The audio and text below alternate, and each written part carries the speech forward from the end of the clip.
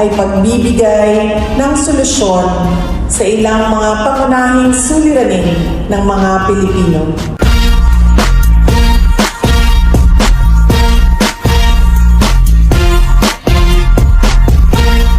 Taos-puso po akong nagpapasalamat sa bawat isa sa inyo na naririto ngayon.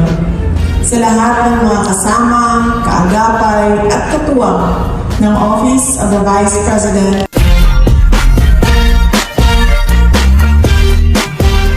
Mahalin natin ang Pilipinas dahil ang bawat isa sa atin ay may kapangyarihang magdala ng pagbabago sa pamamagitan ng tunay na malasakit, matibay na paninindigan at matapang na pagkilos para sa Diyos, sa bayan at bawat pamilyang Pilipino.